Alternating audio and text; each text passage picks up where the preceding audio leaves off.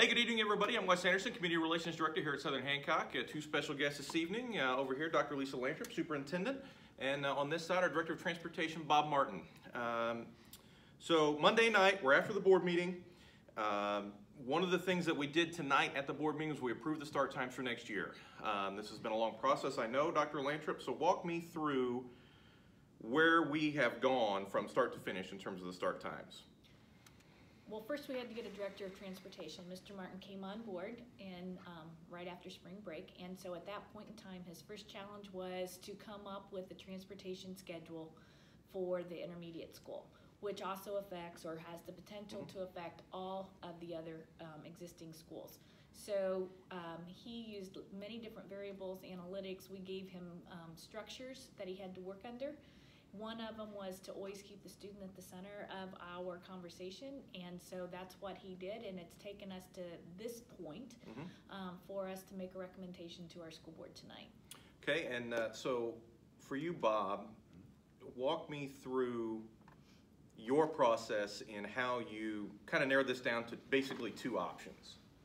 Looked at a variety of options that were out there, including the number of students who ride the buses, looking at geographically where the students are centered, looking at the instructional day, how much time of instructional time do we have for the students, how long the students would be actually on riding the bus, transportation costs, different things of that nature, to kind of build a matrix that gave us two viable options that really there were three viable, but it narrowed it down to two that the board could evaluate and decide. Okay, so go ahead now and show me, basically this is what you're going to show us here in this video is basically what you have just presented to the school board. Is that correct? It is true. Okay, well, let's go ahead and get into that, and then when we get to the end, I want to talk to you about how we picked option one or option two. So go ahead and walk me through basically what you just presented to our school board. Okay, basically we talked about the current environment. You know, I just wanted to describe what the current environment that we do today. And essentially we cover the entire district geographically, picking up the high school kids and the middle school kids. We drop off at the high school. And then from there we transfer all the middle school kids to 8 buses, and they shuttle over to the current Doe Creek Middle School. In traversing that way, they do go by the old Doe Creek Middle School that's being renovated. And that's our morning routes. Once they drop off at the Doe Creek Middle School, they disperse and begin their elementary routes. Okay. Then they, again, the entire district is broken down into 3 distinct elementary districts. They cover that district and take them to the elementary schools. So that's the current environment. So looking at option one is when, this scenario specifically is when we take the 5th and 6th grade students and we are going to transport them with the high school and middle school children. And what this would entail is that we would start and we'd pick up those students and we would go to the high school just like we do today.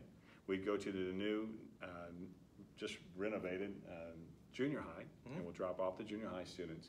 And then we just go right on over 5 minutes later to the intermediate school and drop off the 5th and 6th graders. There really is that we're following the same path as we did both in the morning and in the afternoon. In the afternoon, in the current environment, we start with 8 shuttle buses at the high school. And those buses pick up the high school kids, and then they travel over to Doe Creek Middle School at this point, where they meet the other 16 buses. Okay, so the middle school kids come out, we load the buses, and we take off to take them home. In the afternoon on this, this option one is, again, we're going the same way, but we'd have 8 buses. We take 8 buses that are currently already at the middle school, but we start them at the junior high. We'd have still the same 8 buses at the high school. And then they would release the students. They'd all transport just as we do today, and we would start at the intermediate school. 5th and 6th graders load, and then we distribute and take those children home in the afternoon. Okay. Now, so that's option one. Now let's talk about option two, which if I understand correctly, is you're planning to put the intermediate kids with the elementary kids. Is that correct? In this particular hypothetical. Right. And option two is defined as taking the 5th and 6th graders and putting them on to, as they are today, on the elementary routes. Okay. To do that, so the morning we'd have the high school and the middle school, all right, or the junior high, and then they would go out and just as they do today, and they would pick up the students in the districts K through 6. This is an option 2. And then those buses would unload at each elementary school. Okay, at that point, then we would, just like we do with the high school, we'd create shuttles. So we'd have 2 shuttles from Brandywine Elementary, 4 shuttles from New Powell Elementary, and then 4 shuttles from Sugar Creek Elementary that would transport the students to NPI.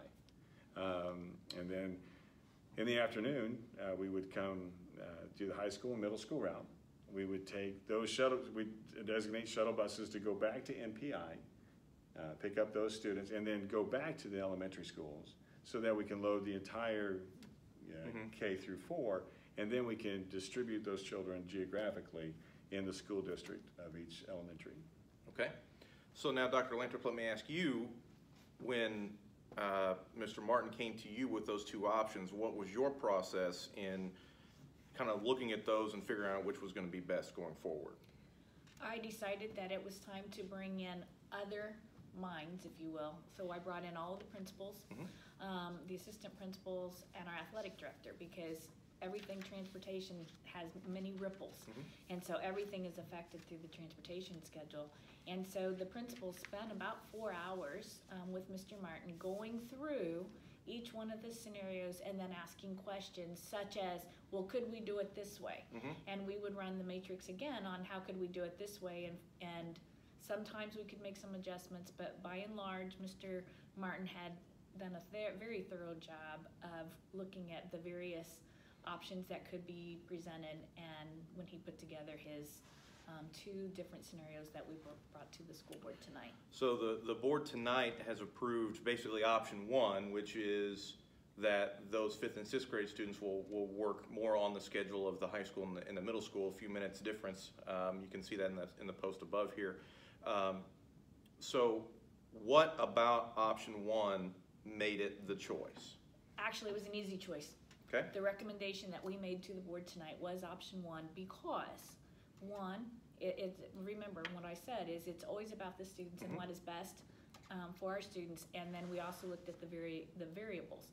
And one of the variables for the kids is always time for instruction, time on the bus, those types of things. Time's a big one, and so option 1 literally saves 23 days of instruction. There's 50 minutes difference for the intermediate school children between option 1 and option 2.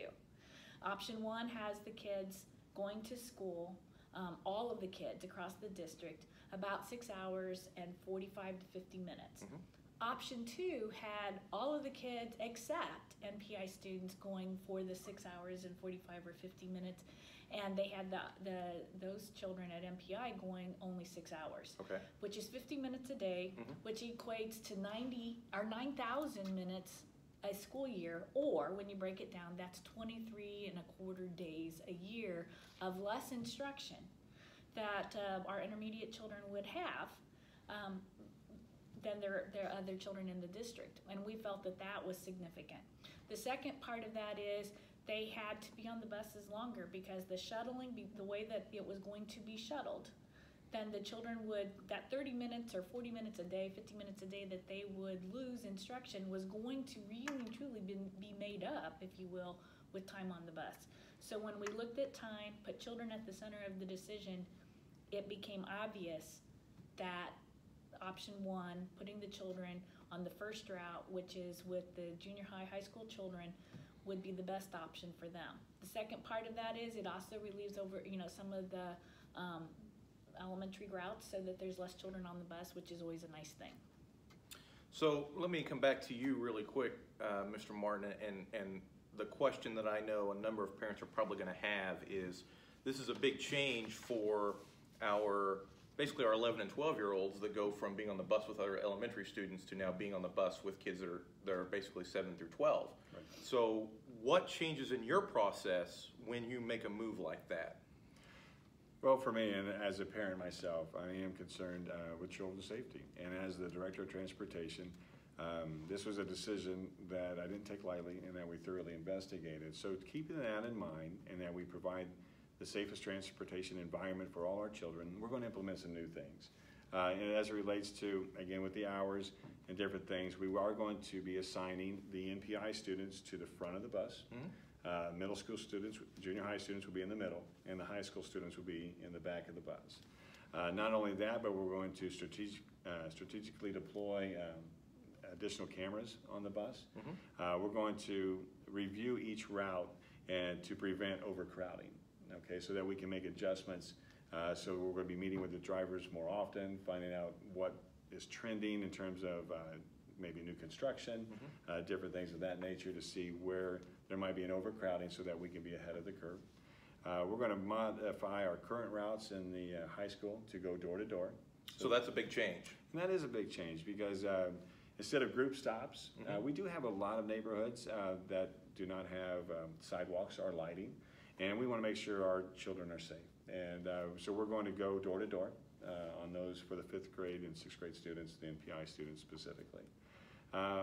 Also going to implement a student behavior evaluations model where I want to meet with the drivers weekly and identify those behaviors that are good behaviors that we can reward those children, but also identify the behaviors that may be a deterrent to good behavior. And so if we can identify those children and give them some extra training, I think that would be positive so that they can learn how to ride the bus in a way that's beneficial for everyone.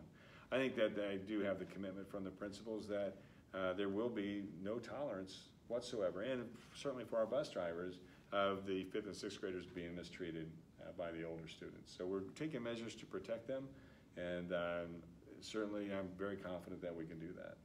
Okay, I'll pose this question to both of you because I guess I'm not really sure which one of you it goes to.